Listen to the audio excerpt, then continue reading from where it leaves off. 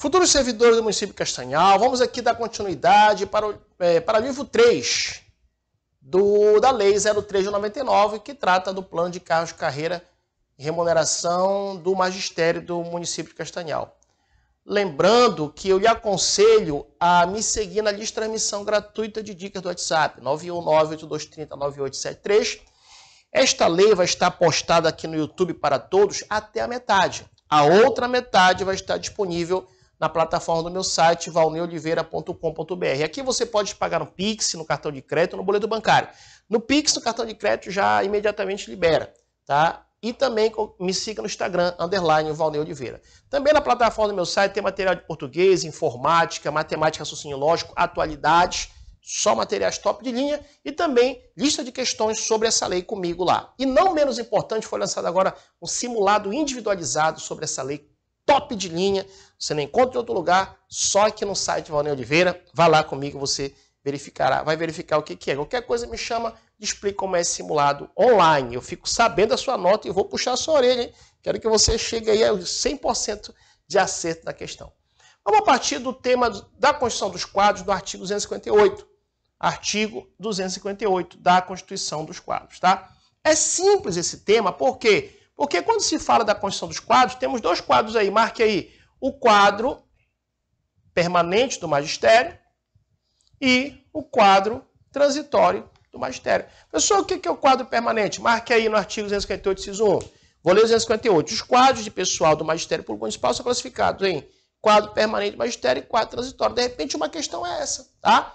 O que é o quadro permanente do magistério? É integrado pelos cargos de provimento efetivo. Então, aqui, ó, integrado pelos cargos de provimento efetivo. Cargos de provimento efetivo. Tá? Não somente eles, como coloca aí também, é integrado compõe, no caso aí, as funções de confiança também. Tá? As funções de confiança. Fechou? Funções de confiança. Pronto.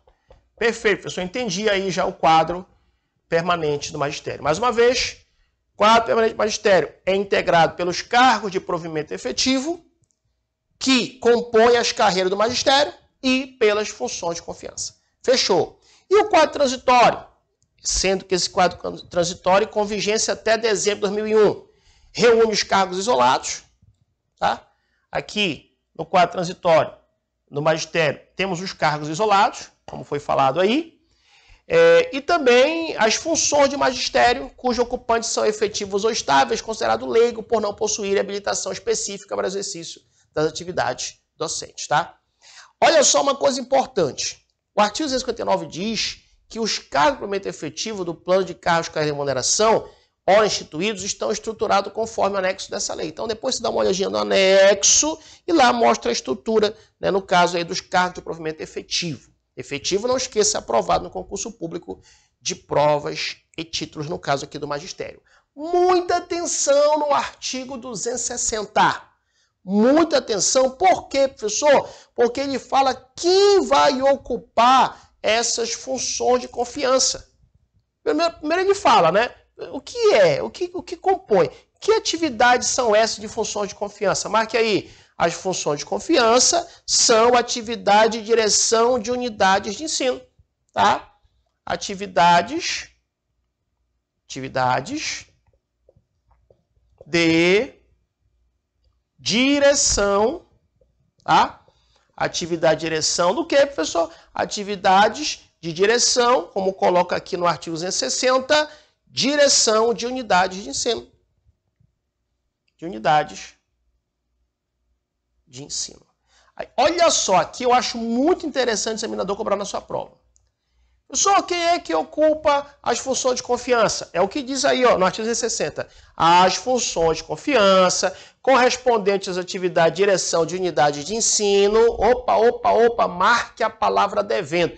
Eu sonhei, quando eu sonho cai com o examinador, ele vai querer colocar a palavra podendo. E há uma diferença muito grande quando a lei fala podendo e quando a lei fala devendo. Para a administração pública, quando a lei trouxer o termo podendo, é um ato discricionário. Ou seja, a administração vai fazer baseado na conveniência e oportunidade. Podendo.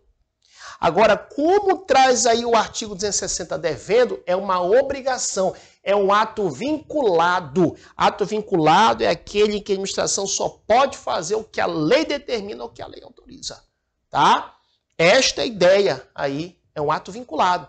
Então, em regra, para se ocupar funções de confiança, que são justamente aquelas direcionadas a atividades de direção e unidade de ensino, marque aí a regra é ser ocupada por servidor ocupante de cargo efetivo de técnico pedagógico. Vai ser ocupado por cargo efetivo de técnico pedagógico, tá? Ocupado por cargo efetivo de técnico pedagógico, lógico, da carreira do magistério. A regra é essa, mas o parágrafo 1º traz uma exceção. Na impossibilidade, justamente, né, de não existir naquele momento um servidor que é técnico efetivo, que é ocupante de cargo efetivo de técnico pedagógico naquele momento, então aí fala...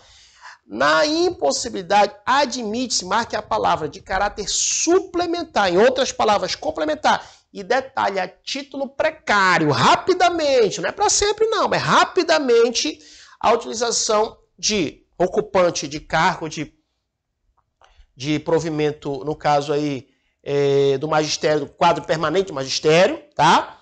Com formação em nível médio, não é a regra, é exceção, tá? Na modalidade normal ou com formação em nível superior na área de educação com um mínimo, não é no máximo, 2 anos de efetivo exercício em funções do magistério, desde que seja devidamente autorizado pelo órgão competente do sistema. Fechou?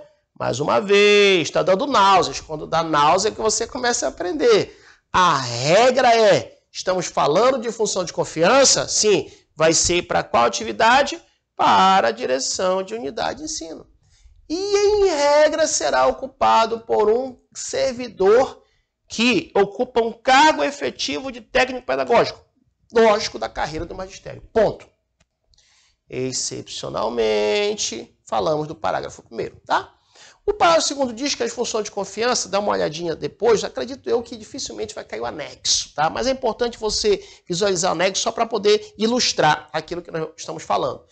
Verifique aí o anexo 9 dessa lei, está lá no finalzinho da lei, que fala aí como estão estruturadas as funções de confiança, tá? O artigo 61 diz que os quantitativos que compõem o quadro permanente do magistério ficam definidos na forma do anexo 10. Dá uma olhadinha também no anexo 10 aí que fala dos quantitativos do quadro permanente do magistério. E o artigo 262 diz que os cargos e as funções que entregam o quadro transitório ficam definidos. Marque aí, veja uma olhadinha, dê uma olhadinha no anexo 11 desta lei. Perfeito? Muito bem. Vamos agora falar do tema da estrutura salarial. Estrutura salarial. Vou apagar aqui para passarmos para da estrutura salarial a partir do artigo 263. Vamos lá. Da estrutura salarial a partir do artigo 263. Diz assim, olha o tema da estrutura salarial. A partir do artigo 263. O que diz aí? Ó? Diz assim, a estrutura salarial do magistério, prevista no anexo 12, dá uma olhadinha depois aí, compreende o posicionamento de vencimentos para cada cargo distribuído em 8 referências. Muita atenção. Muita atenção. Falamos no início aqui deste livro que vencimento é uma coisa e remuneração é outra. Se a banca colocar a estrutura salarial do magistério, tá, previsto no anexo 12 desta lei, compreende o posicionamento das remunerações para cada cargo? Não. Compreende o posicionamento dos vencimentos para cada cargo, distribuídos em quantas referências? Nós já sabíamos disso. 8 referências. Tá? E olha só, a estrutura salarial é representada no sentido vertical e horizontal. Então, olha só, é representada no sentido vertical e representada no sentido horizontal. Tá? É representada no sentido vertical e também representada no sentido horizontal. Vamos aqui falar inicialmente no sentido vertical, diz o parágrafo 1º.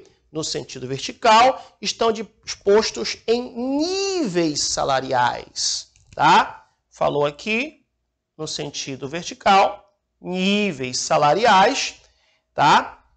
Hierarquizados segundo a formação profissional e a área de educação. Então, aqui vai ser segundo a formação profissional,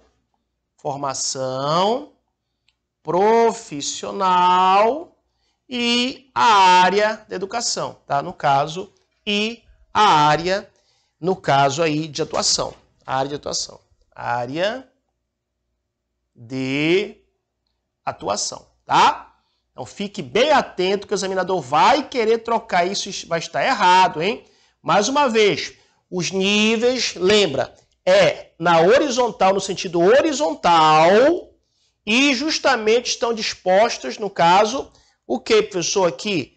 Estão dispostas as referências salariais, no caso, nível horizontal, através das quais são valorizados o quê? São valorizados, nível no sentido vertical, tá? Níveis no sentido vertical, que são justamente, o parágrafo 1º diz, hierarquizar segundo a formação profissional e a área de atuação. Fechou? Muito bem. E no sentido horizontal, agora sim, nós já sabíamos as referências. As referências no sentido horizontal. Vou até colocar aqui para ficar bem claro, tá? A gente não se enganar aqui. Isso aqui é vertical. E aqui é horizontal, tá? E aí, como fala no horizontal, no sentido horizontal, estão dispostas a referência através das quais são valorizados o mérito acadêmico. Aqui vai se verificar através do mérito acadêmico, tá? Do mérito acadêmico. Fechou? Muito bem. O artigo 65 diz que a variação de percentuais da estrutura fica assim definidas. 5% entre a referência. Então, olha só, hein? A variação aqui é muito importante, isso a banca vai querer mexer. A variação aqui em relação à referência, de uma referência para outra, marque aí, é de quanto, professor? É de 5%. Marque aí.